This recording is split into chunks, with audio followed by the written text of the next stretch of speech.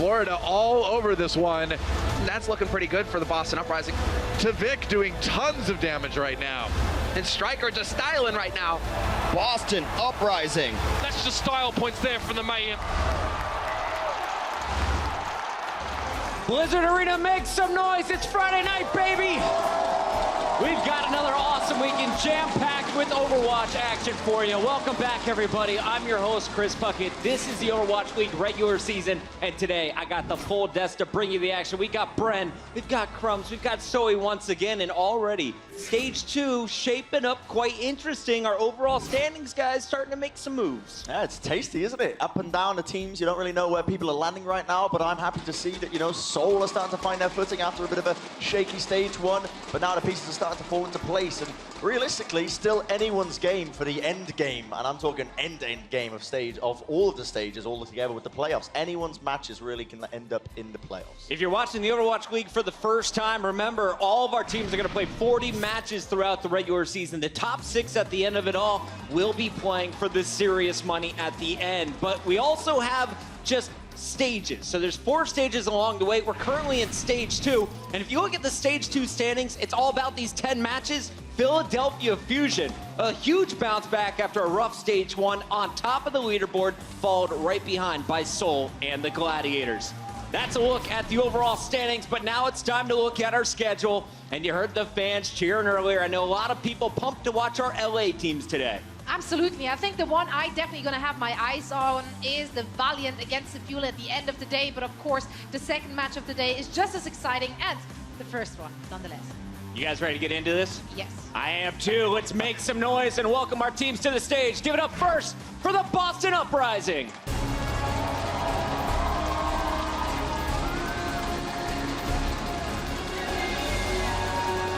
Boston really shocked a lot of people towards the end of Stage 1. They were on a massive winning streak, but so far here in Stage 2, it's been a nosedive. They've lost 3 straight matches, and they haven't won a single map yet. And it looks like they're trying something new. For the first time, we don't see Gamsu in the lineup. The guy that was making so much space for Striker and Dreamcasper is now taking a knee and waiting for Kalios to take his place. I'm really curious to see how this team is going to play this way. I love this, though. I love that they do make those adjustments. When I talked to Huck yesterday, he did tell me that the synergy and the pairs have not been there before they joined Overwatch League. So this team has never been able to actually prepare for a new meta together. And this is something which is big. That is a big influence point on basically their performance right now. Running Kalios is such an interesting decision here because we've seen in the past Note and Kalios kind of taking turns in the starting lineup.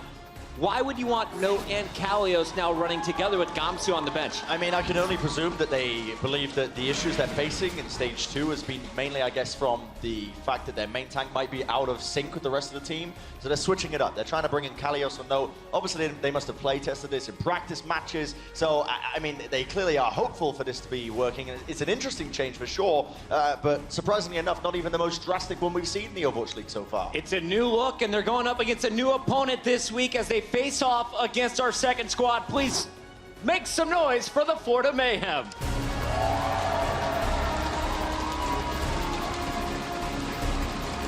Coming out of the tunnel, the Mayhem mounting the stage once again. This squad is just 1-12. They're looking for their second win, and you have to think, is today the day, Brent? They're going up against a very weakened Boston squad. Potentially so. I mean, this is a team that's constantly improving. It feels like we say this line every single time. But the more I see Florida Mayhem play, the more I see them returning to previous form. And I think it's ready for Florida to dominate. In my opinion, is the fact that we've seen this squad that we know is capable from contenders. We know that they can play up to a very high level. And now it's starting to come to fruition. This hard work, practice, the meta suits them. It's the perfect storm for Florida to take it. And don't forget, they have reinforcements on their way. If everything goes well, their coaches expect Zappis to be able to join them before the Stage 2 ends. That'd be a really good thing for this team because you were saying how the record is 1-12, and so far it's 0-3 for this time around, but their opponents have been insanely difficult. New York, Philly, and London, and their matches have, for the most part, been really close. So I think that this squad has been showing a lot of promise, and today against Boston, we really get to see where they stand, because if they can put up a fight here and maybe even take a win, I think it's what Bren was saying. This is really them coming into their old style, which was a very good one. And with Volskaya back in the mix, super pumped to watch Zuppe Zoe once again. If you were watching him earlier in this week, one of the best Sombras that we have seen so far in the Overwatch League. That is a look at the Florida Mayhem. Of course, more reinforcements on the way, but for now, they're playing with the core 6. Let's start off this discussion here talking about the teams, because yes, both squads are 0-3 so far in Stage 2, but as you mentioned, Crumbs, very tough opponents. You look at Boston's losses, it's to Philly, it's to Houston, it's to New York, 3 of the top squads. For the Florida Mayhem side, once again, New York and Philly, but London was their 3rd loss, and we saw Florida. They were able to take a win off this London squad. We talked to Boston a little bit earlier. What's the moods of these teams coming into today, Zoe? Yeah, we always get lucky as we can hang out with them in the makeup room and kind of gouge the mood of both of those teams. And when Mayhem came in, they're just super upbeat, but they always are. So I don't really see a big surprise there. Their main focus point was Fraggy's beard. There was a bit of beard jealousy going on with the Fusion. So not much to say about the upcoming match they have today. However, the Boston, they were also very chirpy, in a very upbeat mood despite the recent results. So they seem confident. The only thing I really noticed was Kali's and Gumsu. They were huddled up in a corner talking what I think was about Overwatch. It was in Korean, but I heard Lucio, I heard Winston, I heard things which I can relate to Overwatch. So my limited Korean told me that they were actually discussing strats. And we do know that there's definitely no hard feelings. They were all about the strategy in the game phase here for Boston today. And you have to think Boston's playing with a bit of pressure. Yeah, right. On Stage 1, Boston was potentially even making playoffs, maybe even making a run for being the #1 team at the end of Stage 1. So they had the Mercy meta down to a T, but now that we swapped over, I feel like the advantage has been going more towards the Mayhem way and the teams that have that pre-established synergy that weren't just picked up at the beginning of the Overwatch League. And I think that's where the issues that Boston are having are coming from, and where they're really going to have to kick it into overdrive to try to learn to gel in a new turf. All right, Brian, let's talk about individual matchups. We know this is a team game, but if you're looking at individuals for each team, what's the showdown you're looking forward to? So I'm in particular paying attention to this Tracer matchup between these two teams. I know, shocker, right? Brent's talking about we like DPS Tracers again, but I like the Tracer matchup, right? Striker and Logix are the guys that I'm going to be paying attention to. In particular, Striker, I'm really going to be putting a focal point on him this game because his style of Tracer was left unchecked, honestly, throughout Stage 1. And now we're in Stage 2. Teams actually, I've noticed, are prioritizing bringing down Striker almost all the time. They're shutting him down, not letting him get away with the murder that he was getting for before. And it has put a bit of a dent in the plans, I guess, of Boston Uprising. They're not playing like they used to. The synergy doesn't seem to be there. I actually think part of the reason why teams are focusing the Traces a little bit more has to do from trickling down of what the New York Excel is doing. Sabio will be one of the best 1v1, if not the best 1v1 Tracer.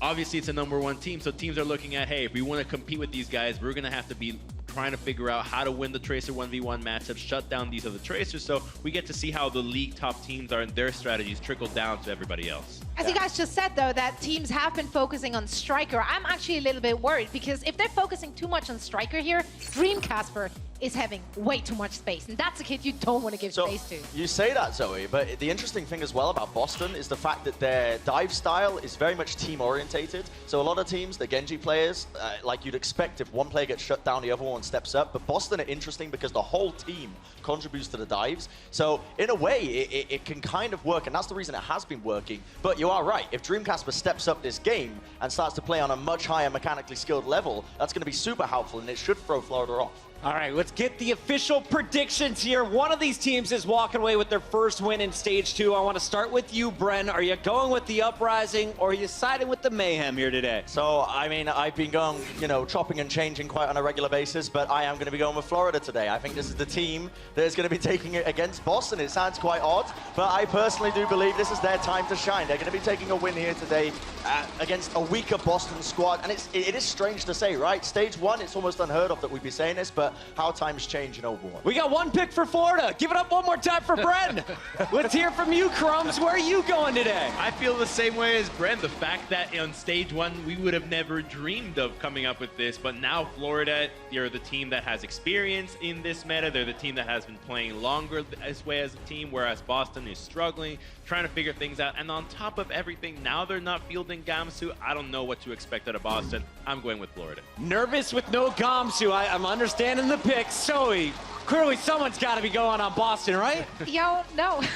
No? I'm sorry. No. I cannot, because this meta just plays into their comfort zone of Florida Mayhem. Yo. They are feeling confident. They've been looking stronger and stronger and stronger every time we saw them in stage 1 on this stage. And I don't think today will be an exception. And with Boston not fielding Gamzu, being experimental against a team who's been looking solid despite not having a win, maybe not the right call. I have to go with the Mayhem. Florida's got to be feeling the support not only here at the desk, but also out here in the venue. But before we leave here, do we have any Boston fans in the crowd today? Boston, I'm cheering you on. Let's see if they can get the win. Everyone is stacked against you. Let's send it backstage to our casters to kick this baby off. All right, thank you, Bucket. Thank you, the desk. I mean, it's going to be so fantastic watching all those guys get their predictions wrong, because I believe that Boston is going to take this. I mean, look at that. No intro from Florida. They made their bones on just embracing the meme. Yeah. But they think that they can win today, and that is going to be a different kind of pressure game going on here with Florida today. Yeah, Florida plays a lot looser when they're up against monstrous opponents who they don't think they have a chance against. They just let it all fly when they think that they should be able to beat a team that gets a little bit locked on, a little conservative. Time to break out of that kind of box they put themselves in. The desk, I mean, going on past evidence. Oh, hi, guys. Right? Yeah. I'm back. He's always dancing. Always. It's aggravating. But based on their past opponents that they've faced, common opponents at least. So Florida played New York a little bit closer. Florida played Philly pretty close. And Boston got shut out in both of those. Boston has yet to find their footing in this new meta. Kind of just, and they'll admit it. They're like, we don't really know exactly what to run now that Mercy's out of it. So they've had to make adjustments. Based on past evidence, you got to say that the desk is at least looking at history, and in this new meta, Florida has been the stronger team. They are, yes, Florida in this meta, Florida have been the stronger team. Now it's going to be a matter of them defeating their demons that lurk in the depths of their souls, and will they be able to actually get over it here? Because this is going to be the hurdle. If Florida can beat Boston here, that's when I can really see Florida coming into their own, because they'll have unlocked whatever it is that's holding them back in their brains. We've seen it time and time again in competitive sports. You get that block going internally, and then it's so hard to get over it. But once you do, then it's like the floodgates, and then the real potential is there. It's just a matter of them not defeating themselves here today. Start getting some momentum, then you've got new players coming in for this Florida team as well. Maybe build off of that. But this is, if you're not going to beat Boston now, then when? I guess would be the question for Florida. They're playing better in the meta. Boston is absolutely struggling in the meta, not really winning any stages. How apropos as the stat comes up, Boston, 12 map losing streak. They have not won a map so far in stage 2 since the changes have come through different play styles and the map pool has changed. That's a rough one. Swoosh has got that down on point. That's John Travolta Pulp Fiction dance. Exactly. And he's even got Zupe in front of him. All she has to be doing is, the eyes. Then we're good. All right, let's go. Action on. Florida Mayhem on the defense as the home team. It will be Boston Uprising kicking things off here on the offense as the away team. Moving into it already, straight into the side room. No time wasted whatsoever. Kalios getting just a quick peek out there. But Dream Casper out in the open, man. He's just daring Florida Mayhem to take a peek, give him a headshot. He wants to get the angle so he can go into pack room. They've done their film study. They know that Florida Mayhem is going to run a Sombra on the defense. Casper out of the mix, but they trade with Zebo. That is actually a very good trade for Boston. Zebo can get back kind of quick because he's a Lucio, but that is a long walk to get back to Volskaya first point. Those kills might just signal Boston taking this first point with ease. It's a matter of them committing here. Casper is back into the fight as well immediately. And so now it's just a matter of exactly getting that presence on the point, forcing Manitin out into the open. Manitin on the edge of getting D-Maxed here. He does get D-Maxed in the end. Not quite able to get back to his healers in time. And Florida Mayhem, are they even going to be able to get back here? No, it's going to be the hard reset, and it's going to be a point given up immediately. First push here for Boston is a success. One of my keys for victory for Florida coming into this was to mind your Zs. Keep Zebozai and Zupe alive. They've been dying very early in these fights, and yet again, they lose one of their main healers. Really, their only actual healer in that composition. Zebo going down very early. Zupe fell after. They will have an EMP for this next fight, and it's a fight they have to win off the EMP. Then they'll have a huge economic advantage. Oh, we've got Zupe. No surprise here. We've already got the EMP. Locks it onto the back line here. Fantastic work from him, but he gets shut down immediately. Logix, however, the man to step up for Florida Mayhem. 2 quick kills, keeping his team in this fight. We will have the D-Mac very early on here from Manitin, but there is still a man alive. That is going to be Kalios, and he's got the Primal, but he gets clipped. He's caught by the self-destruct before he can get the Primal off. Logic's won that fight before it even began, able to hit a pulse bomb, take out both supports. There's no way you're getting anything done on a last push of an assault map with both of your supports down. So right there, it was just Striker trying to get something done. Maybe pull off a miracle, which Tracer is prone to do. But Boston has banked all of their ultimates. Moreover, they know this is the window where they can fight where potentially there's not an EMP. We see Zupe, 95%, not going to be the case. He's going to have EMP again. Yeah, he's done a great job of loading that up. That's one thing that Boston have to keep in mind here when you're playing against that Sombra. Try to avoid the chip damage because you're just going to charge that EMP all the faster. Well, that certainly helps. Mid-air shot on his Zeba side. Dream Casper doesn't miss the opportunity to put him in the grave, and Zupe's gone as well without using the EMP.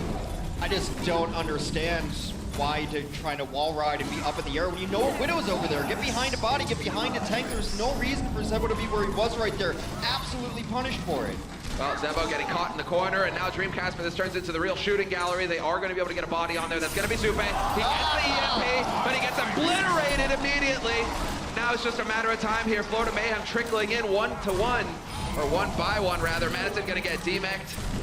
And well, right now, this is looking pretty grim here for Florida Mayhem. It's on Boston Uprising to keep their cool, stay tight, keep in line of sight of your healers, and let Dream Casper just stay in the back here, unmolested, and wrecking house.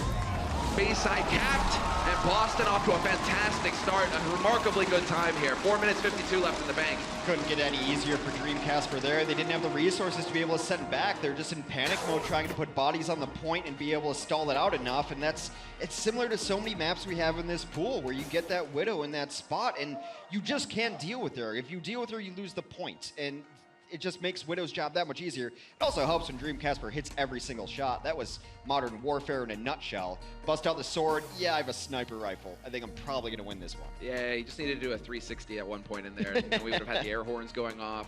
And the guy was definitely looking very good. Yeah, but you can't really no-scope because it's a different weapon when she doesn't scope.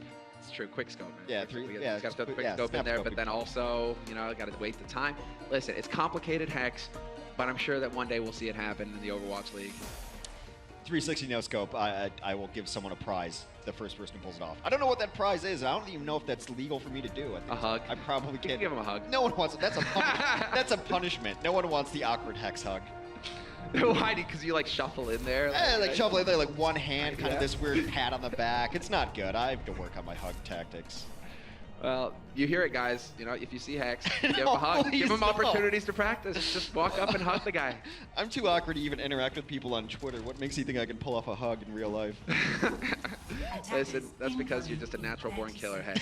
You rule on the server. You give hugs of death. All right, well, no Sombra on the field. This is not necessarily surprising. Boston doesn't always run the Sombra here, so they're going to run more traditionally, and Casper's going to keep his hand hot as he'll stay on the Widow. This is very indicative of Florida's offense. They want to get a 76 up onto one of the high grounds, generally going to be the side opposite of Pack Room. See what kind of punishment that Boston has in place. They've got a couple of the dive members on that side, so they might engage Florida. Yeah, playing a bit more aggressive as well with the open angle here for Dream Casper. So instead of playing way back, he is up there getting boosted by Kelix, and he can definitely do the damage. He can definitely lay down the hurt, but they are going to be charging straight in, wrapping around Florida Mayhem. We've seen this already, this kind of strategy. You go all the way up backstairs and get into that platform, start challenging the big Pack Room from on high. This is a strategy that I think most teams should run. Even if the other team doesn't have a Sombra, you still take away big Pack Room, and the angles are good over here. You can rotate down to the pack yourself, and you can just kind of cause chaos right down these stairs. It's a really nice staircase because you can dodge in, get angles, and then look at this. You're out of angles, and you see the opposing building there. It's a lot more cover over here than there is on the other side. And then you got Striker. Just comes in and nearly wrecks you, nearly one-clips you. Tvik. He will get that biotic field down. Neko, however, vulnerable. Kelix doing a good job keeping him alive. And this is just outside of the range where, you know, Tvik can be truly effective with that heavy pulse rifle. He needs them to get a little bit closer to him so he can start shredding face. Yeah, Logic's went in there looking for the dive. He got punished, and then you lose one, you lose two, and then no one's going to fight near Tvik in that situation. So they're able to completely deflect that push. Again, it seemed a little tentative. Both of these teams right now, for me, just need to slam on the gas. They play best when they hit go, and I think what's holding back both of these teams is a lack of just unbridled aggression. They're lacking that W. They're lacking that W right now in stage 2 that could give them that confidence. But Boston right now are looking like a team that have a bit more of it going for them. They know what they need to do, and they know that they can measure up against Florida Mayhem. There is no doubt here, although there is an opportunity here for Logix to perhaps get into that back line. Nako, Kelix, Dream Casper. It shouldn't be, though, because they can see him. They know exactly where he is. He's going to win. That's Sick stick. Oh, well, Zupe, that's forced the trance out, so the healing going to be lacking here. There's the collapse striker. Yet again, perfect positioning. Snuffing the back line. Going good money after bad there. You just lost Zebo in there, then you're going to transcend. I understand the instinct of, like, we can't just only always fight 6v6. Sometimes it's going to happen. But to throw the trance after that when you've lost your barrier combination as well. So you want to trance to get in there. Barrier is going to give everyone more mobility and options afterwards because they'll have shields that travel with them rather than having to stay in the transcend. You like to use those in coordination. Getting stuck early really hurts. Maybe Logix can return the favor here. He's going to be trying to poke into that back line. Now they're not going to be able to see him through the walls. Well, they're nearing the minute-and-a-half mark here. We've just crossed it. In fact, still following Dreamcasper. Post bomb goes down, but it's whiffed by Logix. Unfortunately for him, that was a golden opportunity here to eviscerate the DPS. Dreamcasper still hanging in here, still alive. Tvik trying to pressure him. Not quite finding the kills. The reflect not quite going to connect either on Dreamcasper. They need to start at least getting trades here so that they can snowball this into an effective push. They only got one kill there. That was Nako going down. Zebo's so low. That's a late kill onto Zebo. They will end up trading and get Kalios for it. So the next fight should, in all odds, be a 5v6 without a Winston there. Do they have any idea that Tvik is just hanging out up here in the hallways? Tvik just doing Tvik stuff. He's just chilling. This guy. Look at him. Pondering, waiting, patient. He's got the blade. Yeah, he's going to set up the blade. He's waiting for intel for his team to tell him where these supports are. Now he knows where the supports are, so he's surprised if he doesn't try to get to that back line. Decides he takes too much entry damage and backs out. Oh, they are making progress on this point. However, Florida Mayhem, when is going to come in? The counter, Kalios does go leaping in. He's got no backing him up as well. They trade 1-for-1. Striker is gone. That's a lot of DPS down here for Boston. But then Dreamcasper still here. He's going to get hacked to bits though by Tvik. Eventually the kill comes through, but it was a self-destruct for Mannon getting the work done. Tvik, 4 HP. 4 HP. Nako, is he going to get the kill? No. Tvik is going to get a pack. The big thing is, though, Florida lost both their supports yet again. Zupe and Zebo were the first to fall. Perhaps can be getting back in the mix now, but it might just be a little bit too late. They've lost a lot of bodies. Now here come the Florida supports back into the mix, but they fall yet again. Kalios crushing dreams. The guy, he's ruthless. That is an angry monkey. Overtime is a burning down. Tvik switch back to Soldier so he can run in here fast enough, but he's not going to make it in time. And it will be a 1-0 lead kicking off the series for the Boston Uprising. 2-0, solid hold. Oh well, Boston Uprising got the start that they were looking for here against Florida. Kalios took it into his own angry paws there and batted down any hope that the Florida Mayhem had. Florida has to find some way to keep their support line alive. They can't die early in every single fight.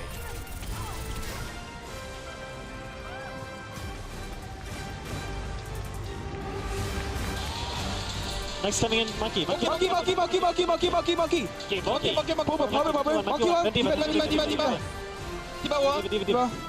One Tracer now. Hey, baby. Tracer. I'm a Lucio. Lucio. Nice. Tracer. I'm a Sombra. Sombra.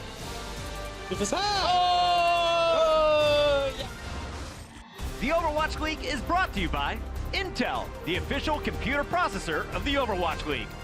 T-Mobile, America's best unlimited network. And by Omen by HP, the official PC and display of the Overwatch League.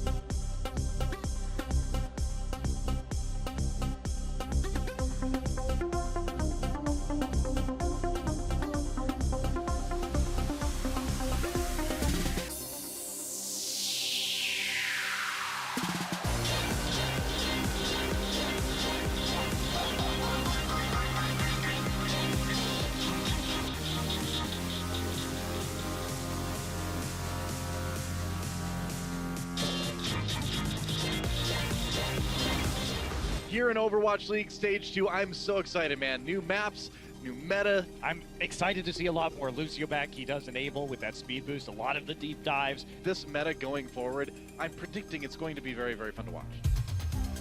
In general, I'd say this patch is very good for our team.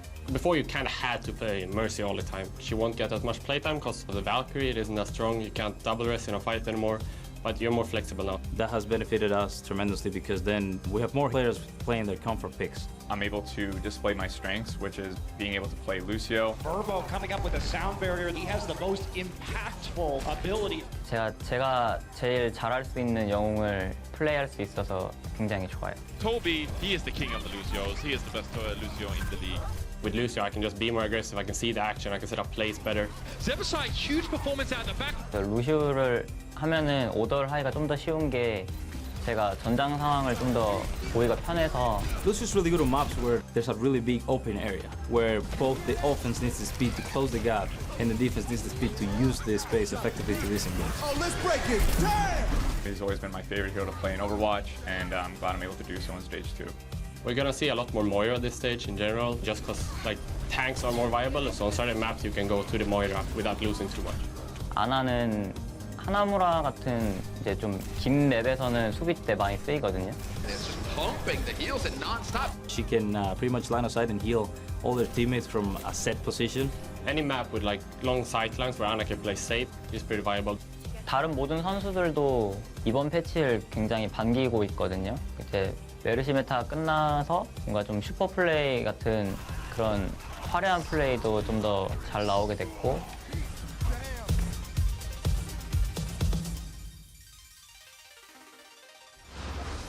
Alright, welcome back everybody. I love it. That more like that, please. You know, where we get the players' opinions on really just shaping up like how this meta is gonna go. Right. Hex, hit me with the deep down knowledge real quick. What is a meta? It's kind of hard to define, but it is the game within the game, as it were. Like what kind of compositions are working well, who's more balanced, who's more powerful in the meta, what kind of synergies are going to develop. It's essentially what everyone plays, the style and the trend, I guess, that people are playing. The new meta is that this is good now in this type of game mode. So Mercy got a little bit of a nerf on her, so not everyone's playing that, and it allows more people to come in and different heroes to come in. And that's just, the meta overall is what people are playing. This is where you get to see more skill from the teams, I feel. Because instead of being locked in, where it's just like, okay, it's only going to be this one hero and that's all we're going to do, now it's like, okay, how deep is your hero pool? And how can you play around that?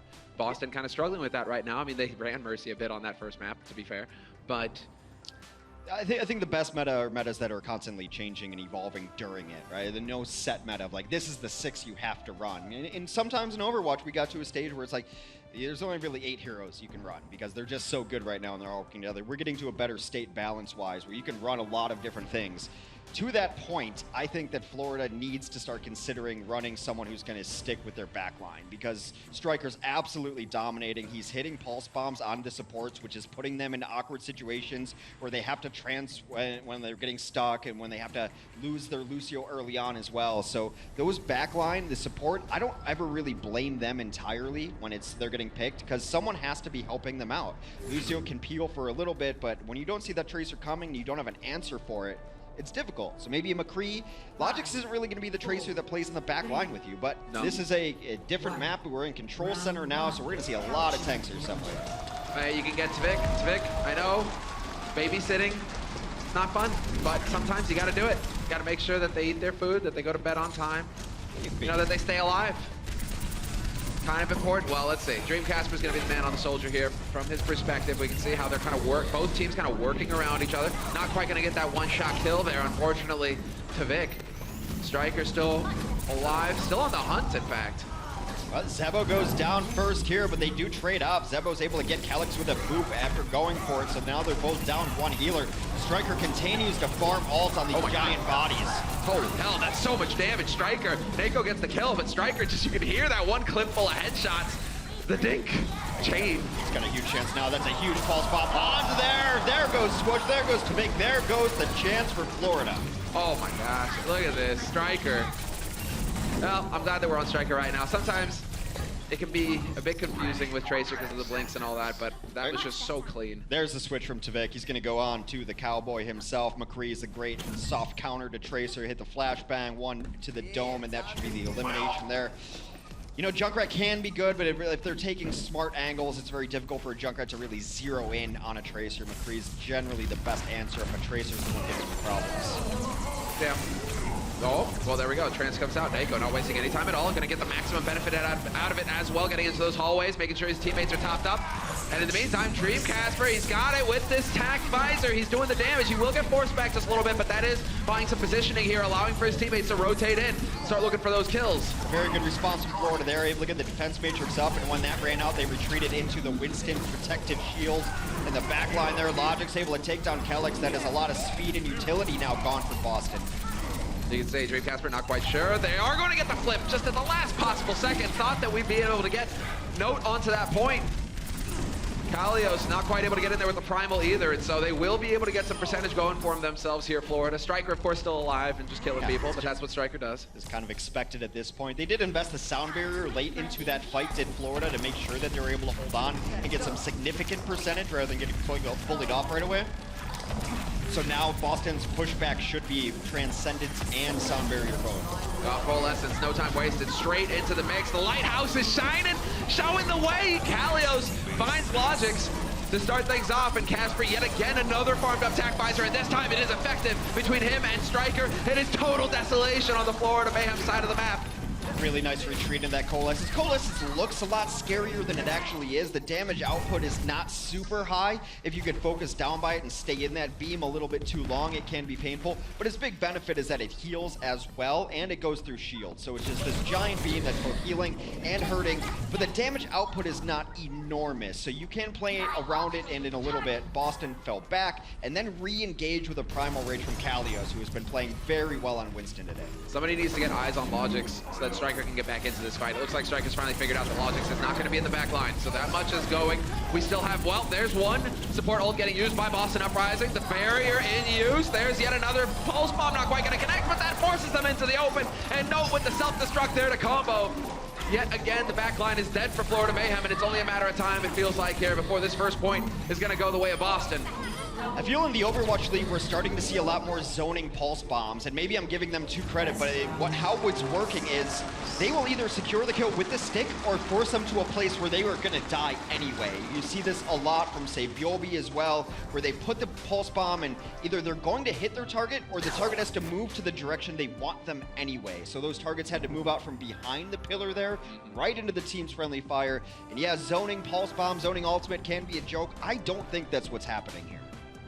That zoning Earth Shatter, right? Zoning Shatter, yeah. The zone shatter, it wasn't that the whole thing, well, the birth of it? It kind of started out as a joke that like zoning self-destruct, but actually self-destruct's like the best zoning alt in the game. Dude, how many times did we see that yesterday on points? Point control. Hey, self-destruct. Oh, we got the point. Deadeye used to be the worst. He used to be able to cancel Deadeye and get half of your charge back, so it was just zoning Deadeye constantly. That's right, that's right. Oh, Dev's caught on quick enough there. Kalios, from his perspective at least, they are moving together as a group here. Yet again, Boston Uprising. Nice Helix rocket straight into Kalios' face, but that's going to give a lot of healing, a lot of ult charge over here to the healers. Kellex and Nako going to be more than happy with that. We do have Swoosh kind of caught in the corner. He will be able to jump back out of harm's way, but who's going to win this fight? That's going to be the question, as they are just jockeying for position right now. Swoosh down first, that's going to open up a lot of space. Dreamcaster goes in, Zavo down. They do end up picking up one kill for the side of Florida, but it's not going to be enough. Striker already at 63%, just farming. He seems to have Pulse Bomb up at an enormous rate.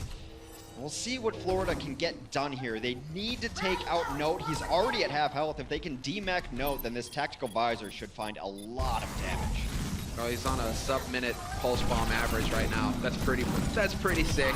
That's solid work for the Tracer. Sound Barrier gonna get committed here by Boston Uprising. Kellex was able to get it first, so that's gonna try and keep his teammates alive a little bit longer. Striker again with the pick on the back line using the pulse, but Florida Mayhem will pull ahead in this fight. Too many kills for Boston to handle there. They have to back off and regroup. Nako gonna get staggered as well. That's gonna delay things further. They got everything they needed there early on. Zube was able to use the Transcend, get everyone alive. It's a little bit of a risky gambit over there just because a Lucio can ruin your entire day by sending you all off of the ledge there. Not the case there. Zevo's going to have his sound barrier for next fight. As long as he stays alive, Florida should win the next fight, but that's been difficult for them. A key point to be made there. Zevo has not been having the best time of it so far. He's constantly getting picked. He's died 6 times so far. And well, there we go. Logix, however, he's stepping up here on control. Post bomb kill on Kalios will delay things further. Dreamcasper with attack visor hoping to get in here and do some work, but that sound barrier gonna make his life a little bit more difficult. He will get 1 kill on Supe, who wasn't able to float his way back around the corner out of harm's way. Dreamcasper trying to get in there, gets knocked out of the embracing healing light of Transcendence, tries to get back around and find a different angle, but Kelix seems like he's gone off the edge, perhaps knocked off earlier and trying to get back up. Not gonna be the case. Dreamcasper out in no man's land. Striker did not get the memo that this push is over. Now does, falls back in line and don't regroup. He's got recall. He's got recall, Hex. It's fine. It's fine. Fine. If he hits that, he's on land. He hits that recall, it actually comes out. It actually comes out, yeah. What a blessing that Not for me, but for Striker. Hey, it might be a little better, just a little bit. Oh, here we go. The zoning self-destruct. Oh, he nearly gets the angle right. That was so close to just ruining Florida Mayhem. Instead, Florida Mayhem will be able to rotate back around the corner. Dreamcasper dancing on the edge, just trying to stay alive. Trance is there, however, that could work here for Florida Mayhem. To Vic! Booped off the side! Kelix with the D-Mech as well on Maniton. 2 environmental kills very quickly for Boston. That's one way to start getting a fight your way. They will eventually get kills, but it seems like Striker's kills are coming too late for them to really matter. That double is huge. He's got to buy time on the point. He's got to stay alive. Oh boy, now they're coming back into this. Dreamcasper's here, Bionic Field. There we go, perfect. Striker gonna be able to get topped up again, but Zebasai now back in the fight.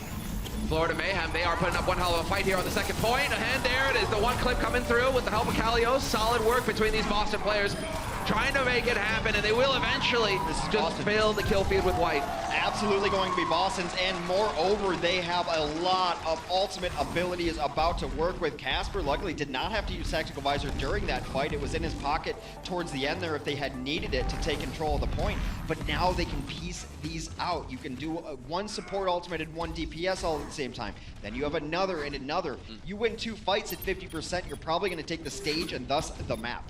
Go boy. Gotta get that contest in there. Kalios doing the best that he can. Striker on the hunt. We wait with bated breath as he's going for the backline. And again, here we go. John's music goes in. Pulse bomb goes off. Doesn't quite get the stick. And Smith, point blank, Helix rocket to the face. Takes down Striker. The raid boss is dead. Uh-oh, they gotta be careful though. Kalios knocks him off the edge. King of Kong, fistful of mayhem right there, trying to get them over the edge.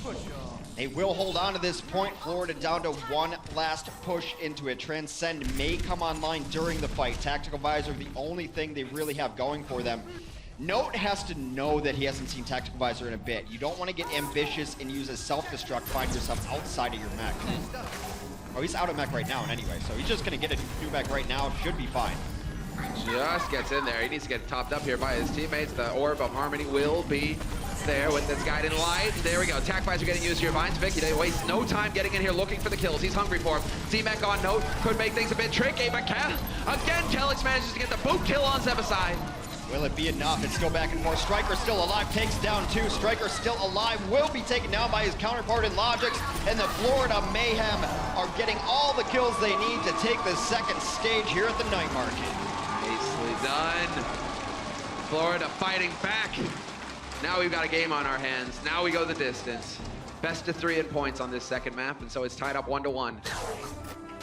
Well, Logix definitely woke up here, I think, on this second point. On Night Market, he started to be able to get that impact going with the Tracer, really trying to get that shutdown going on Striker. He did a little better job of keeping Striker in check. You don't have to win those Tracer 1v1s. You just have to do enough that you force out an extra blink, or you force out a recall. You make them use tools.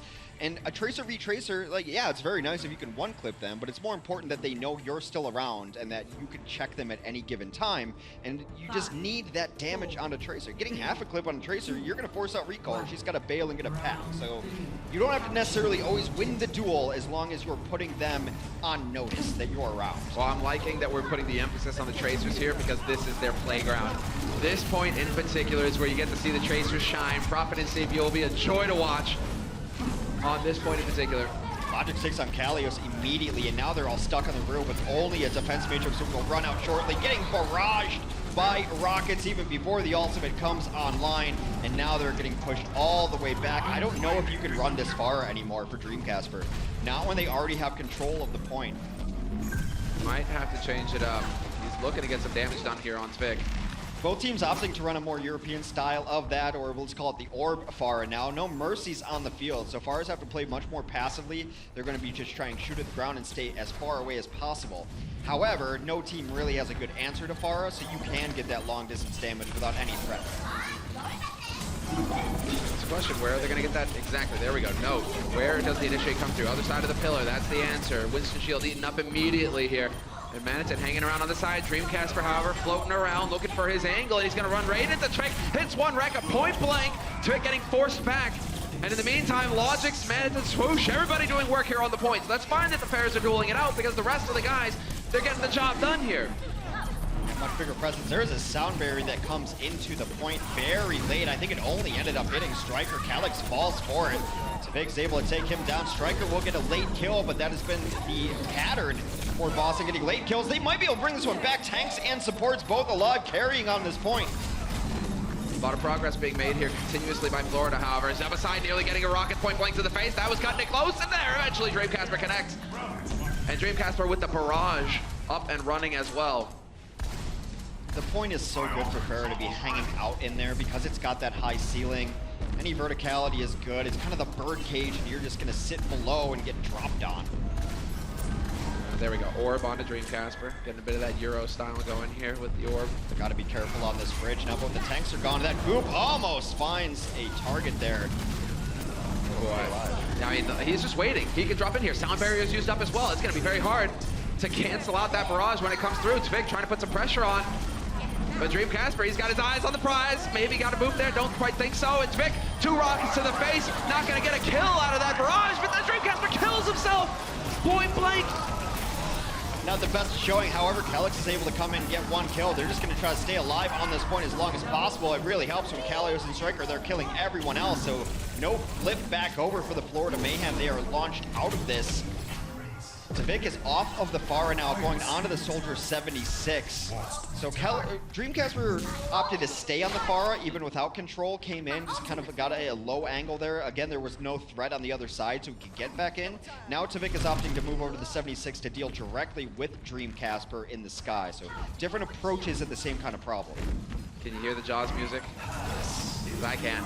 Oh my god, no, now there is going to be the trance out as well. Striker is just grinning ear to ear. Golden opportunity here for him to hit that pulse if he wants it. They're all grouped up, but he decides to go to work. His teammates are there to help him out. Finally decides to go for the pulse, but he's not going to get anything for it. Perhaps waited just a little bit too long. Swoosh, dangerously low. And Striker, no pack to get him back up. He gets walled. Sometimes an opportunity presents yourself that you just can't believe it's happening right there. They didn't even look at him for a solid 3 seconds. He was just hanging out, and I think he could not believe what was happening. Thought he actually might be able to get some of those kills without the pulse bomb. I understand his desire to hold on to it in that situation. His sound barrier comes in from Boston as they have had control of the point the entire time, looking to evict and get some kills and close out this map. That's a huge one. Zebo down early. Swoosh takes down Nako as well. We've lost the Discord Orb as well as the Harmony. Dreamcasper, there we go, right on top with the rockets, but that's going to be a whole lot. He needs to really come up big, and it's the barrage that is absolutely useless. Drops to his death. That's right. That's the right move. Yeah, because now he should be swapping, shouldn't he? Maybe, but it's the right move. You have a barrage like that, you just want to just jump off a bridge. I get it. There we go. Dreamcasper onto the Genji.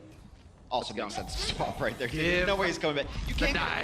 You can't get a Pharah back in against someone who's already established as a long-range hit scan. You can bring a Pharah back in when there's another Pharah, because Pharah v Pharah, it's difficult to hit the shots that you need anyway. So Casper going to show us his hero pool. Come back in onto the Genji. They have Transcend. They'll pop it right away. Oh, yeah. Not wasting any time at all. Dreamcasper, well, there we go. 1 kill on Zupe to kick things off. Doesn't need a blade after all. Tvik, he's going to be able to pick up that tac visor. Can he get any use out of it, though? They are flipping this point, and Boston at the last second, well, they get all the kills, too. That definitely makes things a bit easier, and they will take the lead. 2-0, extend their lead over the Florida Mayhem. But a real battle there. Florida not going down without a fight on Lijiang. Boston Uprising has a very simple tactic of trying to kill the supports. Always easier said than done, but that's where Striker's going to all the time. Dreamcast, even when he switched to Genji, which is a nice little counter to the Soldier 76, and get on him and deflect a lot of his damage back, decided, you know what, I'm going for the Zenyatta, also a good target for the Genji. Their dive is in full effect yet again. The Overwatch League is brought to you by Omen by HP, the official PC and display of the Overwatch League. Intel, the official computer processor of the Overwatch League. And by T-Mobile, America's best unlimited network.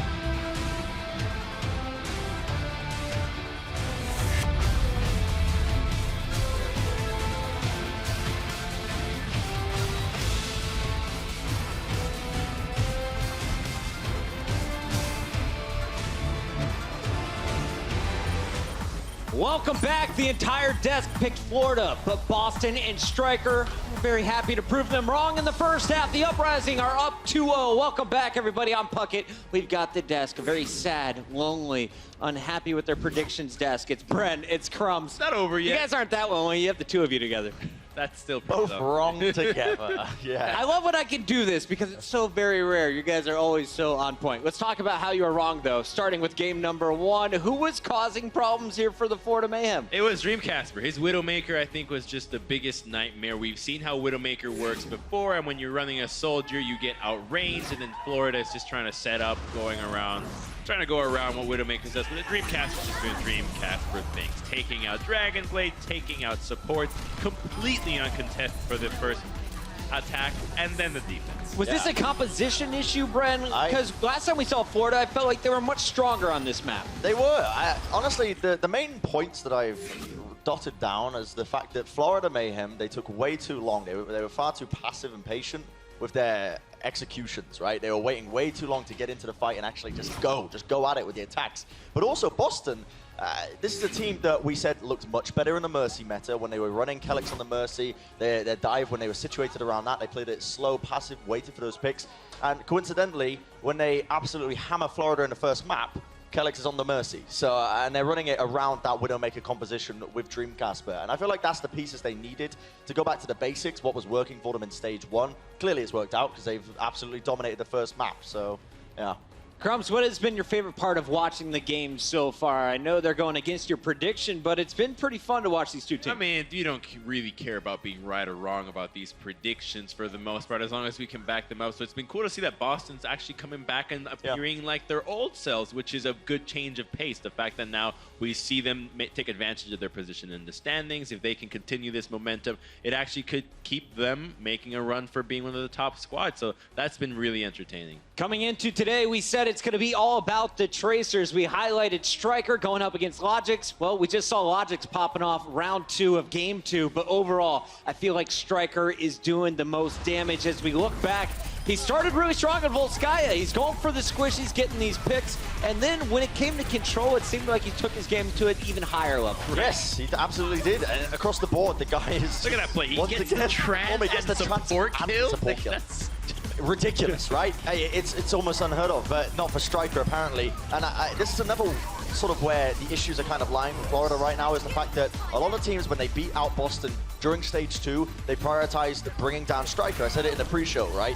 And often that resulted in a win for a lot of these teams because suddenly that carry potential is taken out. The wind is taken out of their sails. Whereas Florida, they weren't really doing that. They were just kind of letting Striker do whatever he wants on the map. He was popping off. At some point on control, we were looking at it. The guy ended up taking, I mean... It was a 1v4. He 1v4 at the point. Ridiculous stuff. I mean, you let the guy loose, he's just going to destroy absolutely everyone on the server. But if you look at last week's match, he got shut down. So we've seen teams just take him out of the running. Your Florida, right now, your supports are ultra vulnerable. Striker is just going ham. How do you stop the bleeding in the second half? How do you adjust this without changing your whole play style around? I mean, it's not that big of a play style switch. I think the biggest concern for me is that Florida looks like they like to play to the level of their competition. And I think it's what Hex was touching upon on the cast, that Florida, when they play against an opponent where they think they don't have a chance, they play way more loose. And when they play that way, it's more confident, it's more carefree, and they're able to actually execute plays that you wouldn't normally expect. Whereas now they're probably thinking,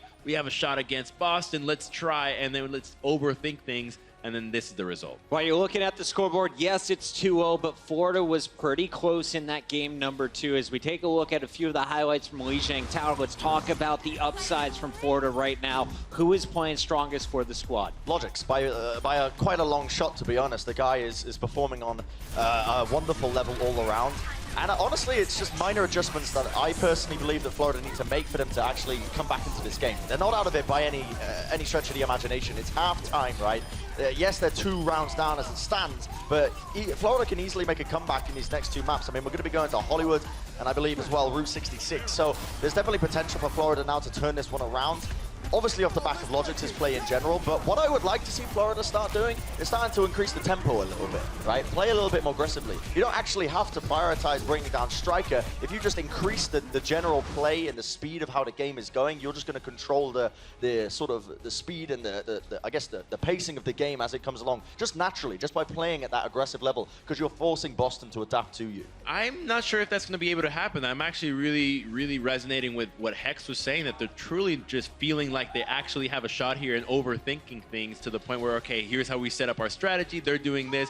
Let's take our time positioning in another part of the map and going for the play, which is what we saw them doing. But Boston just responds very quickly. Right? Boston is no slouch to a team of a high caliber, approaching them with a crazy play. You had Dreamcasper constantly switching positions on the Widowmaker, reacting to where everybody else was. And Striker and Dream were just popping off to the level that we saw in stage 1, which is really nice to finally see them back. We already seen a reverse sweep. Philly did it against Houston earlier in the week. You're a Florida fan right now. You know they took a game off of London. They've taken a game off of New York. Can they come back in this series, or are you giving up hope of your prediction? I'll give up hope for the prediction, and I'm going to blame Semler for it, for saying that we will all be wrong. Okay, I mean, I want to go for the old classic Bren flippity-floppity-doo, but I don't think I'm going to be doing that today. I'm sticking with my guns. Once again, I'm going to be going with Florida. I still feel like they have the potential to turn this one around. If they do what we've been talking about, you know, we both got different opinions on how they can potentially win this match out, but I feel like they're still more than capable, and I agree with your point before. I think if they start playing a little bit more instinctual, right? Start playing with those instincts rather than trying to primal, you know, really get into the mix of things. I think that's what they got to do, and I still believe that they can turn it around. Florida fans, I know a lot of you guys are munching your nachos out there in the stadium, but you were really loud at the start of this match. Are you guys still with us? All right, Florida fans are still in the building. That's going to do it for our halftime coverage, but before we go to break, let's talk social studies. Our crew's been following around the Boston Uprising this week to bring you the behind-the-scenes sneak peek at what is going down. Our new episode premieres this Monday, but here's a quick clip.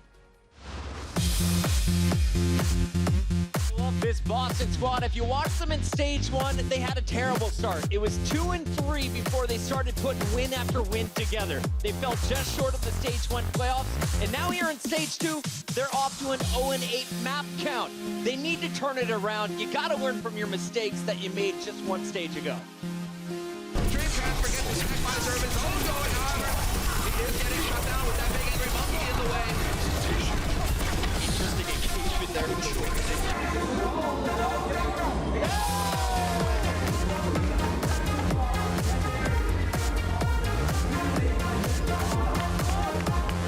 It's going to be all New York tonight, a 4-0 as Boston is handed another loss. If you're a Boston fan, you have to be so confused. Your team was looking so strong at the end of stage one. We thought they were going to make it into the playoffs. And today, things did not get easier.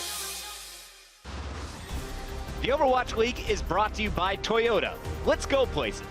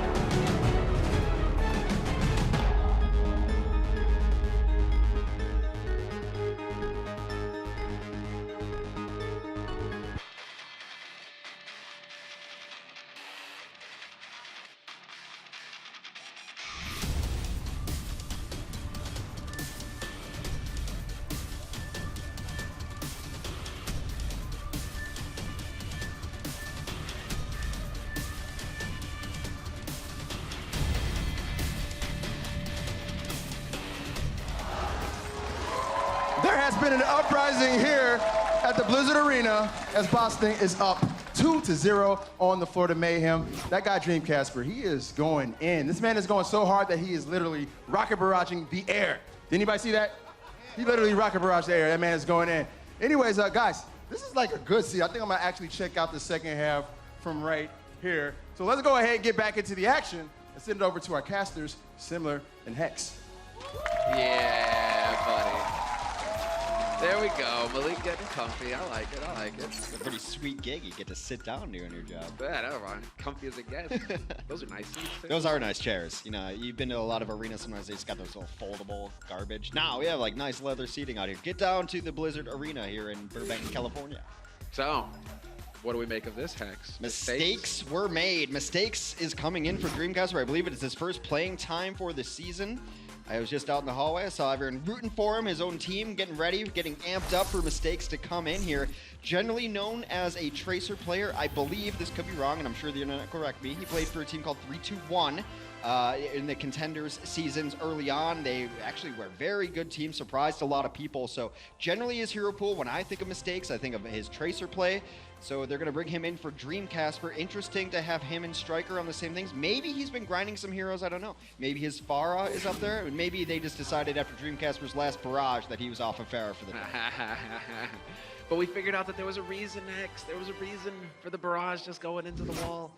All right, well, point being here is that I'd be highly, highly surprised to see Mistakes take over Tracer from Striker. Like that to me would be a very interesting turn of events. Yeah, I'm really looking forward to what he's going to play. At the moment, he is hovering over the Pharah, which can be very, very good here in Hollywood. Hollywood first, especially, come over the top. Able to get a lot of damage into the cafe. It's good against even kind of cheesy setups there, that if they have a Torb or something and they've got a turret in the back lines back by the dumpster, they can be able to get it down pretty quickly as well.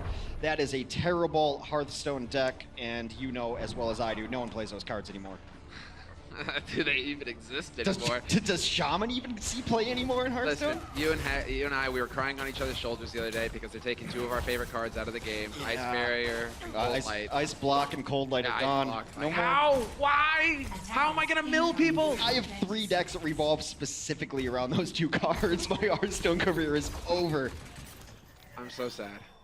All right, Mistakes on the Genji for the moment as well. It does seem like Boston is in pure dive, so maybe it's just about giving him some playing time here. They're in a pretty comfortable position, 2-0 over a Florida team that hasn't shown them a whole lot of resistance thus far. Florida's defense coming out in what seems to be a little bit of a pick composition. They're going to have to play a little further back because they don't necessarily have a shield tank, as Swoosh is opting for the Roadhog instead. So avoiding hooks, the Hog and the Junkrat together, and try to bring some mayhem to this defense for the Florida Mayhem. Could be thinking, how the hell do we deal with this man Striker? How? I mean, Hog hook can work. You got the, yeah, well, there we go. That works as well, you know. You can just hook Mistakes. I mean, you kill the Genji.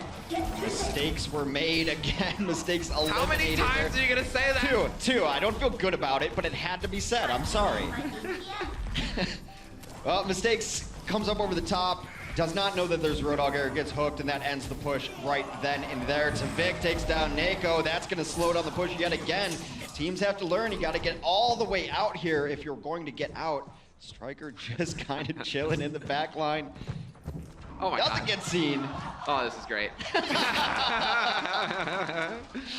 You little smirk on Striker's face as he's just waiting. This can be very good. When the offense is able to finally come in, they're going to be having all eyes forward there. It's going to be interesting to see if he tries to go to the cafe to get them off there. Join the dive attempt. He does just that. Yep, straight in, and he's got his tanks there with him, but Kalios gets picked up immediately. Managed doing a great job watching the back line for Florida Mayhem. They have made adjustments, it seems, here, Florida, after the halftime break, and the boost comes out on Manhattan as well. Why not?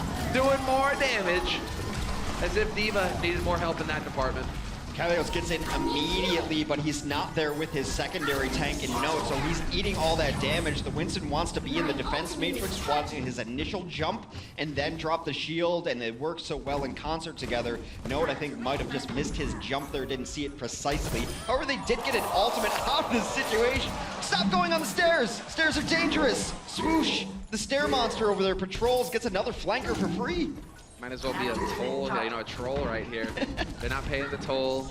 They're not allowed to use the stairs. Yeah, no troll toll was paid there. Still trying to set up. Boston has banked a couple ultimates here. Most importantly, the support ultimate's about to come online. Looks like they're not going for the dive this time. Just going to make the play on the point. Oh boy, not gonna happen. Logic's point blank, Tac Visor there to cancel that out. And Mistakes gets picked immediately. Logic's nearly gets clocked as well, but the trance is there to keep him alive.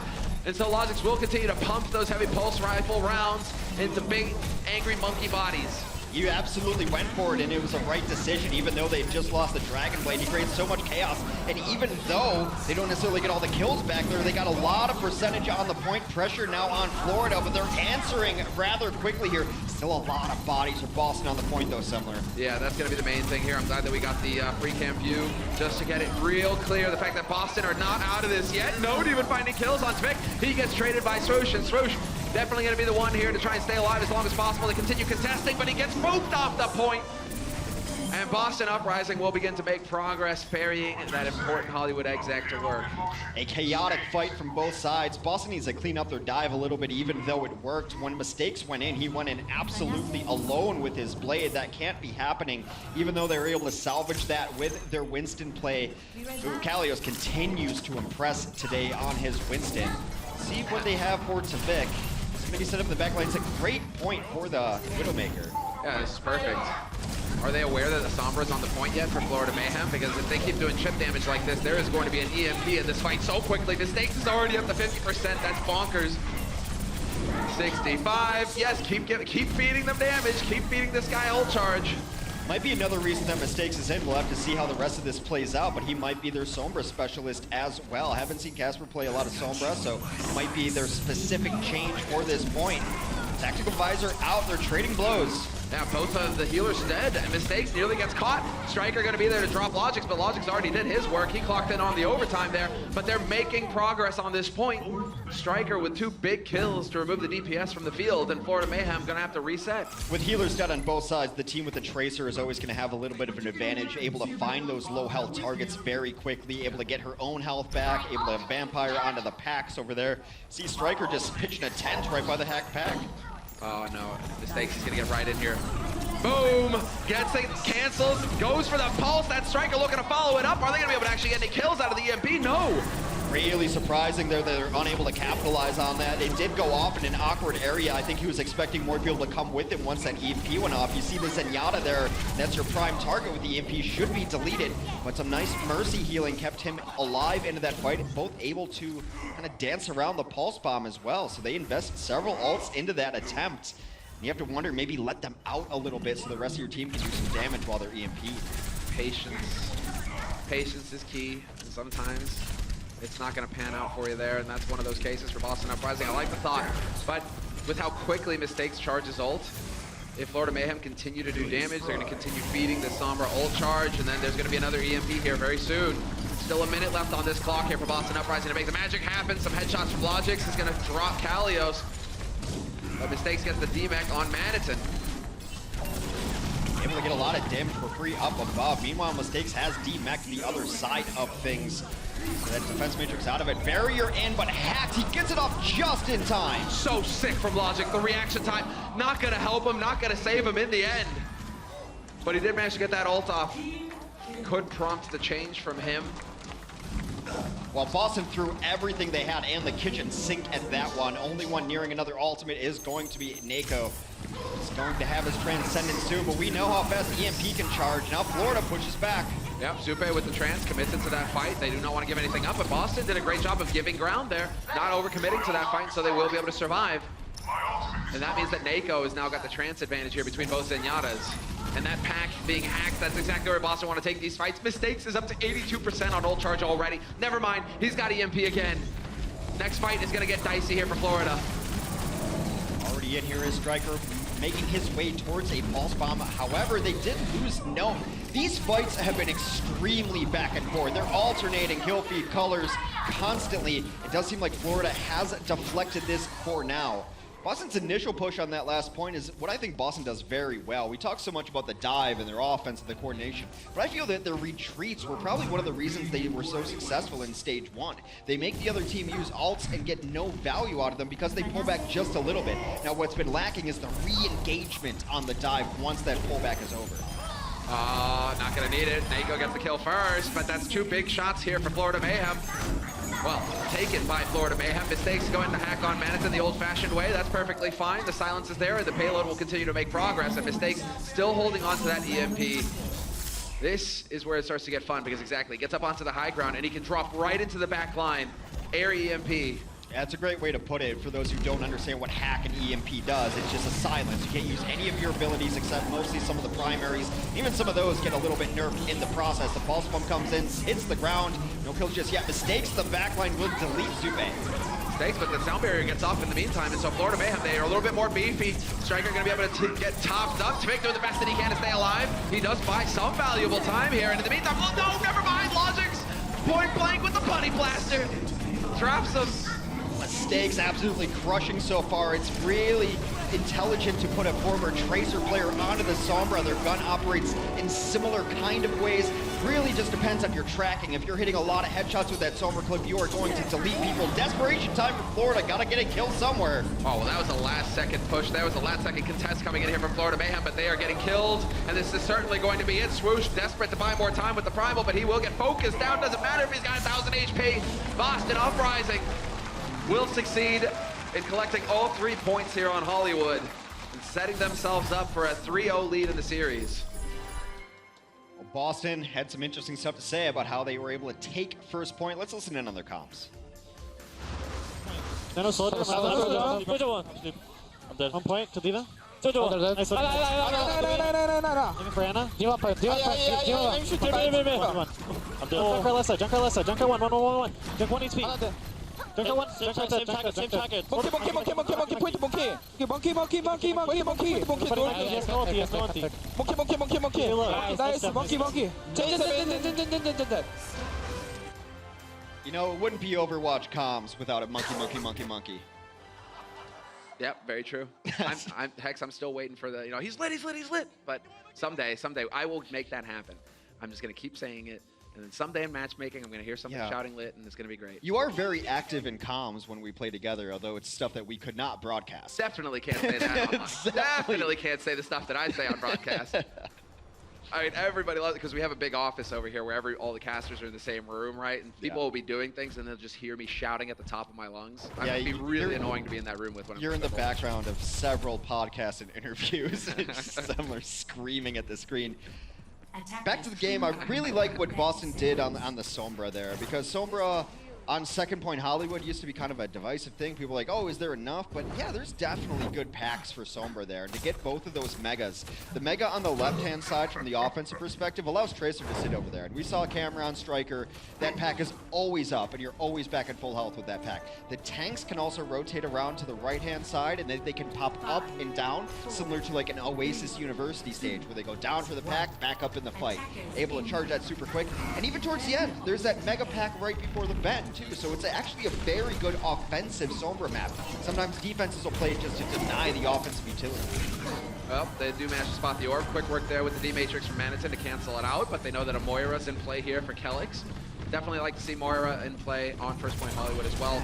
Close chokes with those orbs. If you're back here, you can just get everybody topped up, everybody healed. Mistakes hanging on by a thread. Manatee not able to get the kill. Instead, he gets full D-Max, and he's going to get ejected here in just a moment. Yeah, that fight is all over. So frustrating, too, when you think you've got someone down. Ah, buddy! I like it. Mistakes. More of that. It's really cool what Boston is doing, though. We haven't seen Mistakes all season, but he's playing heroes that generally are not thought of as Dreamcasters' forte. He plays a lot. Dreamcast got an enormous pool, but it seems like they've just spent their time grinding Mistakes on these kind of niche heroes. You're going to play the Junkrat, you're going to play the Sombra, but he still has a very capable Tracer or other things as well. It's a nice play. It's a nice misdirection here from Florida Mayhem, making life a little bit difficult here. Kalios going to be able to get back out into the open. His 360 jumped over him. That's a giant Roadhog air vert over the top. He's able to get out of there alive instead of being chased up the stairs. Meanwhile, Striker is reaping havoc in the backline, takes down Zevoside. This push is over. The car saving him. I mean, I like that Florida Mayhem though with the juke, the mind games coming through. They faked Boston. There was a chance there for Florida to crack the Boston defense. I think Boston were so focused on the back line that they definitely didn't expect the tanks to wrap back around from the front and dive them. Boston's going to use this to buy a little bit of time. They want to get Nako back in this mix here. And Swoosh, you're not going to be able to electrocute a tire. They're not conducted.